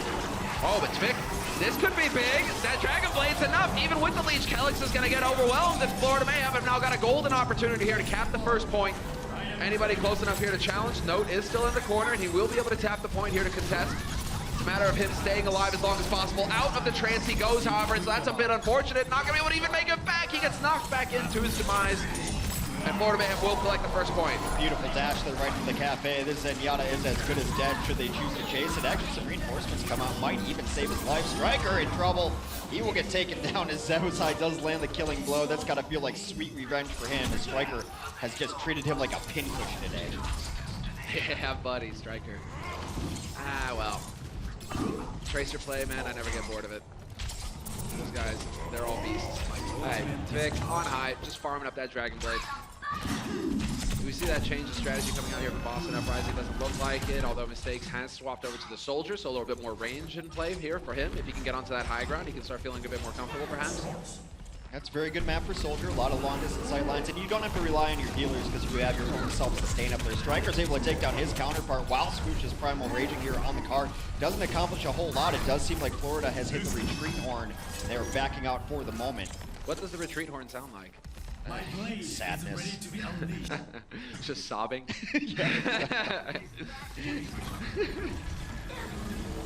Ollie? No, sad. Putting him into the wood posts. Okay, here we go. Tvik. What? Oh no, he's not going to be able to connect with the second slash. That is a brutal thing to happen to a Dragon Blade and Genji. You need those dash resets, which happen when you assist or get a full kill. It allows you the mobility to hunt multiple people down. Without it, it is generally a failure. Mistake shut down by the tank play of the Florida Mayhem. Yeah, great work there. Really quick reactions coming in from Swoosh and Manitin to just remove that threat. Mistakes getting squashed immediately. And they continue to make some progress, although Note will be able to get in position to challenge this point. So now it's on Mayhem. They've tagged up the car. It is their car. This is a really decent map to try to get giant self-destructs, but I think he wants to be pushed back a little bit more. This area is better for it. Logix, who had a great first couple of maps, continues. He will take down Nako in the backline. He's not done just yet. Yeah, nice work by Logix. Keeping that pressure on. Manitin's there to cancel out Note, but the sound barrier has been committed here by Boston Uprising. Question of how many bodies were able to pick that up. We will have Kalios going primal on these guys, just hunting them all the way back, and Mistakes in the meantime cleaning up the back line. It's kind of just playing like clay pigeons right there. Kalios knocks him up in the air and Mistakes shoots him down. Just pull. I need another Florida Mayhem member able to pull that off. Tvik is off of the Genji, onto the Widowmaker instead, trying to get a little bit of pressure on the high ground. But I like where Boston is set up here on the first defense. They're not even conceding first building yet. A lot of defenses will play back on the second building. Now they are. Now they see exactly what they're up against. They got the scouting information they want. They're going to retreat. Maybe play high ground v high ground. Nako definitely playing with fire there, going for that extra 4 volley, but there we go. Note with the drive-by, just letting him know. Kalios goes leaping up as well. Tvik definitely not feeling too comfy right now. He is pressured on all sides. Logic's going for the monster stick, and it's actually Swoosh. No.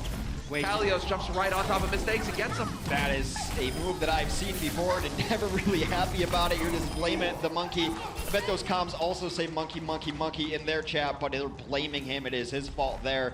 Boston has banked a few ultimates here. They've got Kelix on the Mercy, so there will have a resurrection available as well. Tactical Visor could be big, but you always want to deal with the Diva first. Manitin at 81% is going to try to stay in his mech. A self-destruct would be a terrible choice at this juncture. Tvik, you can't miss a shot like that. Oh no, Tvik, you can't miss either of those shots. That is tough when you're just holding that choke point as Widow. You need to connect, and well, at least his teammates will be there to pick up the slack. Striker will be able to drop Swoosh in the meantime. However, Kelix gets caught out by Logix, but the self-destruct. Logix recalls right into his death. Just barely enough to keep holding on. Transcendent, Primal Rage now out. Zupe is going to get punched to death into the wall there. Kalios still at 900 HP, gonna hit the slam onto the D.Va as well, and I think they've got everything they were looking for. Time to slam. Am I allowed one more mistakes were made? Because he popped Tactical Visor with 10 HP. Yeah, go for it. Go for it. It's implied. This is a tough one. 3 seconds left here. They're desperate to get onto the point. Logix is charging through. Overtime Wick burn and will be able to tap. Doesn't matter. They're there to get rid of him. And it will be a Boston victory in the series. 3-0 over Florida Mayhem. A feel-good moment here for Boston Uprising. They win a series. They break the map loss streak that they were on. And while Florida left wondering, going into the last map here, what do they need to do? It just seems like frustration with Florida too, and it seems like they don't have an answer of what they need to do, which is even more frustrating. It's not like, oh, if we just did this, it'd be fine. It seems like they don't know what is going wrong. They fix one thing one week, unable to fix the next thing. A lot of work needs to be done for Florida to start picking up sets.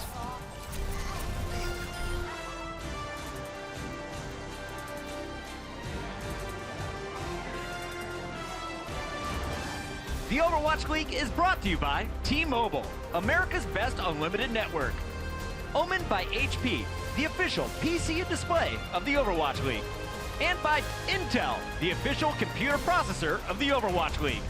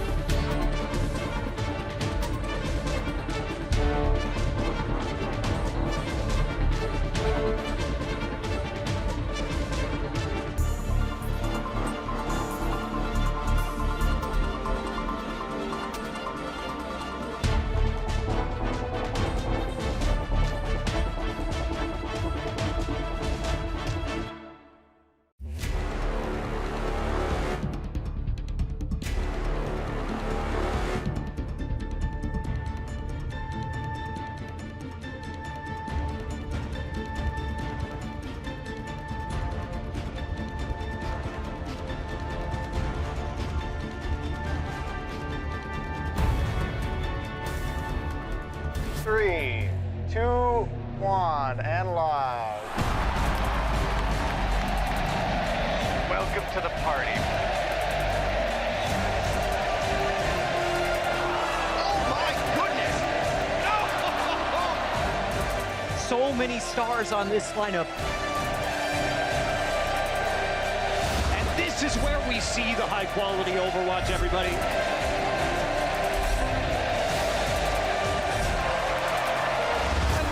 fun and games. It's time to get the job done.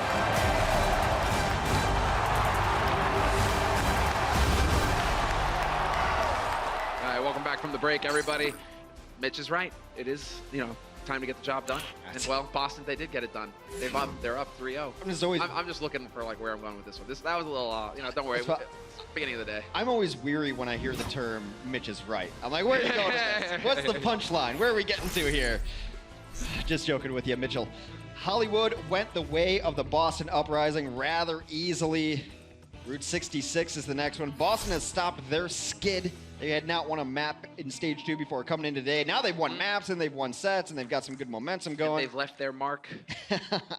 You're the worst. So now Florida rather has to do the same thing. They gotta get some momentum going, stay positive. Look, you have to have a short memory. It hasn't worked out. You lost the set. What can you get done on Route 66? This is better than a scram. It's better than practice. This is live game time. Yes. Time to turn it around here. Florida has to find something to hang their hat on. I'd be really stunned if we don't see a lot of Sombra here on the map. And we do have a couple of very confident Sombra players. We saw that from mistakes on Hollywood that, hey, the man knows how to get the job done. And in the meantime, Tvik has played Sombra in the past. And so as we get the map overview, cruising past the first point, checking out the high side, Zed's garage. But Zed's dead. Zed's dead, baby. Zed's dead. We got 2 Pulp Fiction references in today. I love it, man. That's amazing. Let's keep it going. Let's keep it going. Because you know what happened? Uprising, never mind. That'll have to wait for. Let it come organically. Exactly. When the Dragon Blade comes out, you can channel your Ving Rhames, right? Spoilers. Anyway, Florida does seem on the defense first. They are going to be running the Sombra. This map, and like Hollywood, where you generally put a DPS on the Sombra, you still need all your supports on the ground. You can do enough damage anyway that you don't have to have one of your supports taking that time off. Also, the packs are in kind of interesting spots where you're not really playing around. So those packs are generally for the Sombra herself, not necessarily going to provide the utility that a mobile healer would. Winston agrees, Hex. Curious, yes. Curious. That's what, I don't know, was it? Winston's a lunatic, by like definition. He is of the moon. Oh, wow, going deep on this. English degree. I can't give it use. You found some use for it after all, stumping me. All right, Uprising, up 3-0 on the offense as the away team. Florida Mayhem on the defense as the home team, and Tvik on the Sombra. Already the pack is hacked. Nako stares, looks on in sadness. But what's interesting is that Nako going for May. Yeah, not something we get to see too often these days. Well, there's a really cool strategy here if you think the other team's going to run a Sombra or be aggressive with it. We used to call it the meat locker, and it's that left-hand room right there where if they're in that tunnel which you just glanced at, you just wall up behind, you get 2 free kills, and that's essentially a very substantial half a first point already taken for you. I mean, those icicles hurt, man. Logic's finding that out. He's got to be a little bit careful. We will eventually get the shots through, and Note, in the meantime, just cleaning house. Working overtime. Put on his maid's outfit. It's a Danish maid, though, not a French one. Double Sombra on the map here. Mistakes is getting towards his EMP to Vic, only at 77%. And I believe they might have lost pack control of at least the tunnel pack. So Tavic's gonna have a hard time getting to his ultimate. He does have it up now, though. Just admiring Striker at work. Doing his thing, bullets to faces, and while the self-destruct is gonna come out, that's definitely not gonna save Maniton's life. He's gonna die anyway. No kills either from it, but we do have some yellow in the kill feed here as Florida decide to fight back. No healing either with that pack hacked. And Tvik, he's used the EMP. Yeah, EMP already went off Mistakes, actually answered with his own EMP, but now a stalemate has broken out here on the first point of Route 66. Zupe about to get there with Transcend. Logix does take down Striker. That's something that they need. They need him to check Striker to have a chance on this map. So are Florida putting up a very, very valiant defense. Yeah, so big that they have to go full iceberg with this. The wall is going to go up. Someone's happy about that. And well, Kellick's kind of dancing on the edge. He's going to be backing off, waiting for his teammates to res. He's going to have Sound Barrier into this next one, and they should think that Tvik will not have EMP. Of course, EMP will strip off all the shields post Sound Barrier. You want to hide your Lucio, maybe after the EMP is very good. Can even keep your Zen alive in that situation. But Florida's been banking some ultimates The next EMP is actually kind of a interesting matchup here. Mistake should use it before Tvik gets there, and they could win this fight off of just that. Oh boy, Manita was hacked. That's not gonna help. He's silenced, and he will get demeched in the hallway as the wall goes up and the blizzards freezing people in place. That sets it up for Note to get the kill with the self-destruct. But it's not quite enough here for Boston, this strategy, and it is gonna prompt a change. Enough of the May play. Let's get that Discord orb back in action here. The May play is a very specific counterplay because May is very good at controlling space. That tunnel right there, the old mining operation or whatever it happens to be, very good. Everywhere else on Route 66, not so much. Sometimes, maybe in big girls, a giant EMP comes in there. That was a sick EMP from Tvik. That was the money one right there. That's exactly what they were looking for. Kalios and Mistakes dead. And well, that should set up things nicely here for Florida Mayhem, perhaps to have a hard hold on top of Big Earls. They're in the window now where they know EMP just came out. So, by all rights, it should not be back up again. It's only at 50%, no big deal. But now they have a window. They got to throw everything at this one anyway. 30 seconds remaining. They've yet to get the first point. They've got EMP. They've got sound barrier. It is time to go. You need to get the job done here if you're Boston Uprising. You need every map in this. You're already down -12. You've only got 3 positives in your name, and so you need to crush Florida here if you have a chance of making it to the playoffs at the end of stage 2. We will have Zupe getting hunted down mercilessly as an afterthought striker, single bullet, and they will be able to pick up that first point here, but Florida Mayhem not quite able to hold in the end. I would like to go back and find out how Zupe found himself over there all alone in the tunnel. Perhaps he was... I'm pretty sure he wants to do the same, Hex. Yeah, he's probably meditating, you know, being an omnic monk as he is, but that was rudely interrupted. Boston will grab this first point, still have some ultimates to work with. Most notably Striker, Striker is just touring these maps, just hanging out in different places. Yeah, he's still a child at heart, playing hide and seek. You love it. Nice attempt there from the predictive Helix rocket. That's cool. But Tvik not going to be able to connect with it. And so Striker survives to fight another day. Definitely going to be sad about that with Florida Mayhem because he has got that pulse. He's getting topped up as well. And now he's got the angle. Looking to get that high ground, hunting for the squishies. And there we go, right in the stick. Picture perfect onto Tvik. And this will just be, oh man, insult to injury if he managed to one-clip Logix. Logix does find his way out, but Swoosh took a wrong turn in Albuquerque. He finds himself face-to-face with Striker there in the corner. Striker's able to eliminate him. Transcend comes down to try to seal this one off, keeps everyone healthy. Logix is not going to get anything done in this mix. Yeah, and Zupe is dead. Now we have the back line gone. One piece after another getting ripped out. This domino puzzle. I really do like that they're still running the Sombra here on second. If you think about it, it's almost identical to Hollywood second as far as pack placement goes. You've got the big left pack immediately, then to the far right you have another pack. So your flankers, again, able to abuse that left side pack as we saw Striker kind of hanging out again. The tanks never else able to rotate into that secondary building with another big pack. That leads to big EMP, is one coming up right now. Oh, sick hack as well. There's the stick! Double Striker!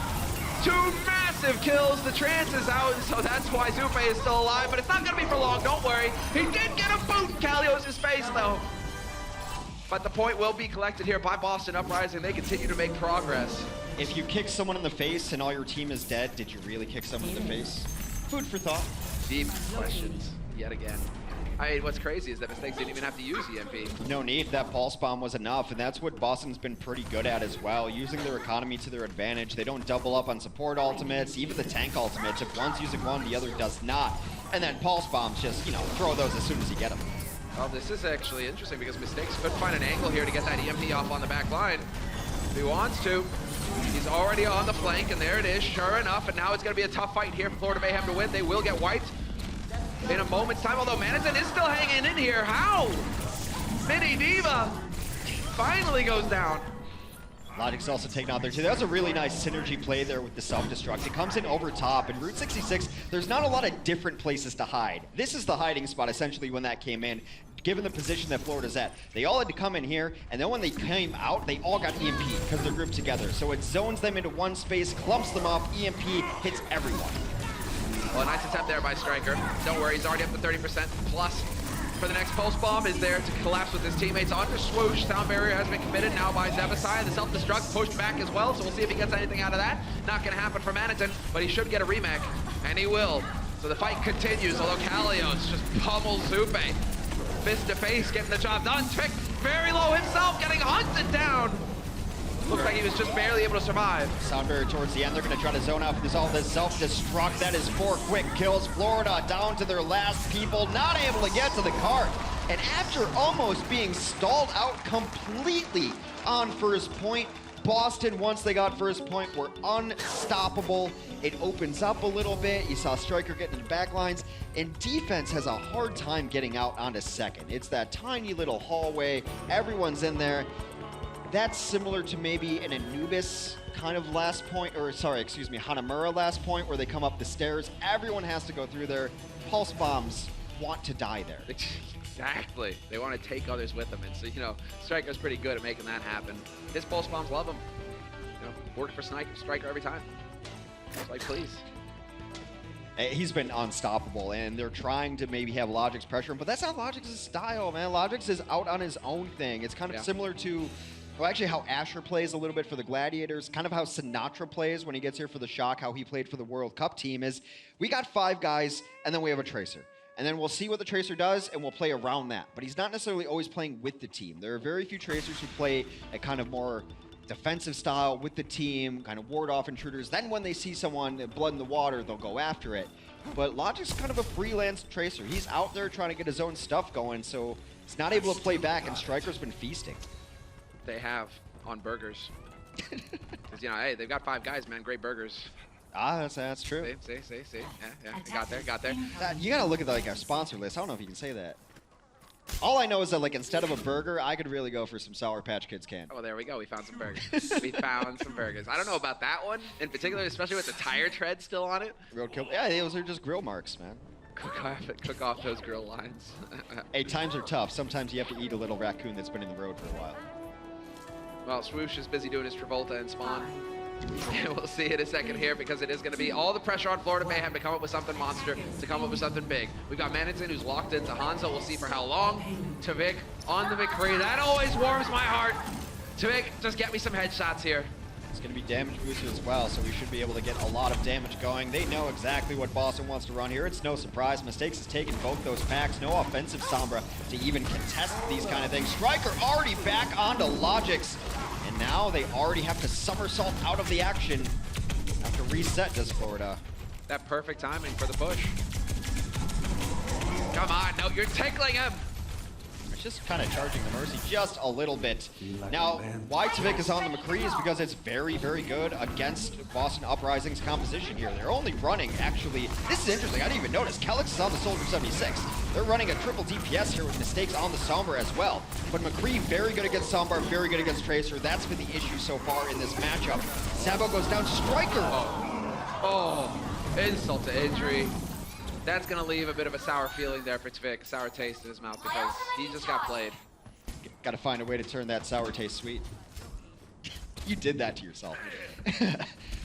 All right, I'm not even mad. They have EMP up for the next fight. We're a little shy of 3 minutes now. Tavik so far has not been able to shut down Striker, who continues to harass and abuse this back line. Zebo's on the Mercy. Because they're losing people so early, they need a resurrection, so they don't have to full reset. Also helps Tavik with a damage boost as well. Another reason that he's in there. Oh boy. Lining up an EMP. There it is. Perfect. Saw the targets he was looking for. Mistakes. He could even die here, but it's not even going to matter. He's got 2 HP. Free hacks and right back up the top. But that was Mistakes couldn't have asked for a better situation. That's exactly what he was hoping for. The 2 things that your team is dying to most often are EMPs and pulse bombs. So maybe stop fighting in hallways. It's only worse than fighting in a basement. Because, I mean, why would you fight in a basement? Problem 1 being, you're fighting in a basement. Well, Striker's got Pulse Bomb up again, and it'd almost be a surprise at this point if he does not stick it on the back line. He's lurking. He's got his own little pack there.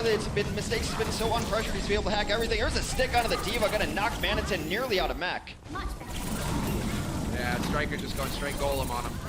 Right now, Manitin. There we go. He falls as well. Demec'd and dead. Well, Striker turns out he has a Shred of Mercy. Just let Logics run away. It's fine. Tavik will get a late kill. Both tanks are out of this. It's not the greatest attacker's advantage here. Like, the spawns are somewhat equidistant. You get a little bit of a longer walk on the defense. So Florida's going to have a small window here. But this is their window anyway, because they've been banking up all of these ultimates. They have Valkyrie. Now, it's going to be interesting to see how they deal with Valkyrie, because Tactical Visor will absolutely shred it. And Kelix a Mercy player himself, knows this, and he's got tack. I think he's going to hold it until he sees Val. Just waiting, but Swoosh will find the target he was looking for here immediately. Neko does get the boost off in time, and there we go! Calyx with the melting tack visor. Perfect work from him. Could even drop Swoosh in the meantime, but the trance gets used, and that will be able to cancel out some of that damage, keep those teammates alive here for Florida. Still pretty close, though, getting a couple kills late. It is getting a brawl on the point. That Diva is a useless hunk of metal now as she gets hacked, unable to use any of the abilities. Tank so low, Mistakes cleaning up. Will also have another EMP for the fight. That was a beautiful nano boost from Neko. It's a fadeaway jumper. I'm gonna die, avenge me, and avenge Calyx did. On the perfect target, on the target he was looking for. Doesn't miss it, gets it right onto Calyx. Tack visor there, and that turns the tide. And well, now things, well, definitely get a bit dicey here for Florida Mayhem. 10 seconds left. And Tvik to start things off with a pick on Calyx. This is big, but an EMP on the back line would be monstrous right now. Another perfect kill coming through, kills Zebasai, remove the heals, and Tvik has to back off running. Zebasai gets cut off, and they also had to retreat on the other side of things. Zupe had to leave that situation. Meanwhile, though, they're pushing the cart. Note finds last second. He treats himself to a pulse bomb. Needs some more kills, though, to bring this one back, as Boston has now played the point. Yeah, that was nearly a C9 there. That was real close. Or should I say a Spitfire these days? I don't know. Jack is smiling, but that was cutting it a bit close there for Boston Uprising. They do manage to get back here and contest the point. Overtime burns down. And a 3-0 win, a 4-0 win in the series for the Boston Uprising over Florida Mayhem. Back to the drawing board for the Florida Mayhem. They're close to figuring it out, but still some of those schematics not quite aligned. Meanwhile, Boston gets themselves back on track, a statement game in the 4-0, and bringing in a new player that adds another dimension to their team. I thought Mistakes played very well. They brought him into the fold. Yeah, you can already see the adjustments getting made here by Boston Uprising. That was a different beast. Mistakes on the Sombra, really locking it down. Sombra about to come into her own as well. And so, Florida Mayhem, once again, find themselves wondering, scratching their heads, how do they turn this around, especially against an opponent that they should definitely be in contention with, that they should definitely have a chance at beating. They played a really cool kind of squad-based style there too, because you saw Neko and Calyx who flexed onto the Soldier 76, hanging out in one corner. Then the tanks would find someone else. Striker's off doing striker stuff. Then here comes Mistakes. How are you going to focus down this team and get the kills you need? Really cool strategy there on Route 66 specifically. Boston Uprising yet again.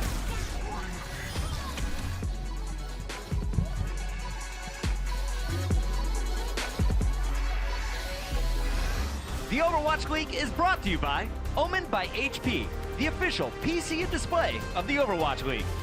Intel, the official computer processor of the Overwatch League. And by T-Mobile, America's best unlimited network.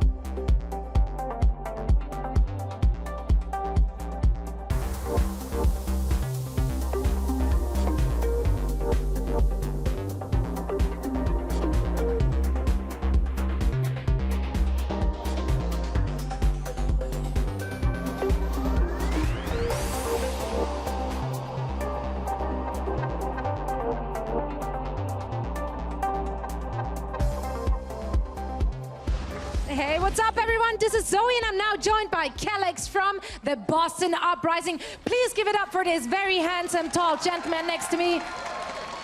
Finally, you guys got that W. Now let's talk a little bit about what we just saw. Usually you guys have Gumzu in the starting six. Today, however, you chose Kalios over him. How does that actually change the way your team plays? I think playing with Kalios, we're more aggressive because Kalios is not that experienced on main tank, so he just jumps in and we follow, and I think that worked out for us really well. All right, so are you starting to feel a bit more comfortable in this meta? Yeah, we're still trying to figure things out, but yeah, with this win we can be a little bit more confident, I'd say.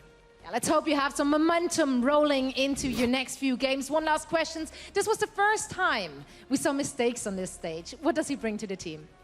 He has been practicing a lot of different heroes, and especially Sombra, and I think his Sombra is really good, and since we're seeing more Sombra play now, I think he will be a good player for us on the Sombra maps.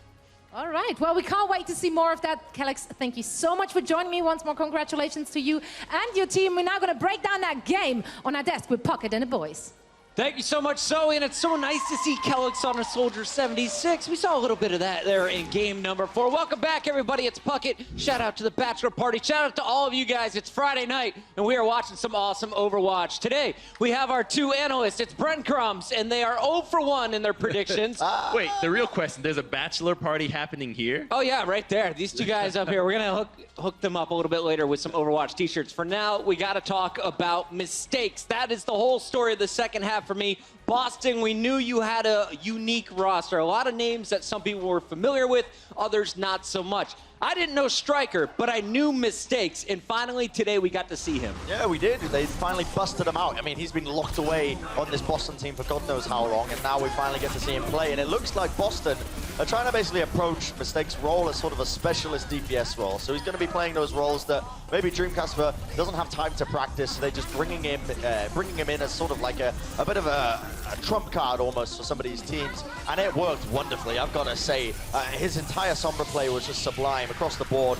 Little mistakes, if any at all, across the board. And I mean, Florida didn't really do much to shut him down. I gotta ask you, Crumbs, when we were watching Mistakes, it was a lot of stellar Sombra play, but we saw him pulling out the Junkrat. We saw him on Genji for a minute. We saw him on Pharah for a minute.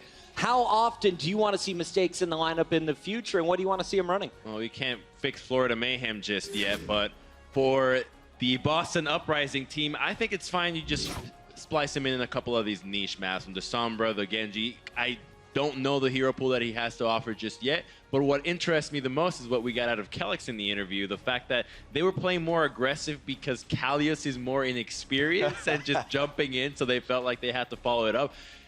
When you watch the games, you never really know why these teams are doing it. You can only speculate, and then the result is always just shocking when they say, we were just, just didn't really know what was going on, so we just followed. Now, we saw the Sombra play, some star plays using those EMPs, but you mentioned that the whole plan here for Boston today was to kind of shut down Maniton. You mentioned that at the desk. What is the strategy that some of our fans could employ into their own game? Right, so, I mean, if you're new to Overwatch League or Overwatch in general, this is perfect for you because I'm going to start to explain what the thought process was for Mistakes running this. So, Sombra's hack ability completely disables a hero. They can't use any abilities at all. And the game plan for Boston this entire game, throughout map 3 and map 4, in fact, was just focused on Maniton, always hacking down this big diva target, because that means she can't use the rocket boost, she cannot use the micro rockets, she cannot use the defense matrix, and that is basically her whole kit. When she doesn't have that, she's a walking potato on the battlefield and just feeding ultimates to the enemy team.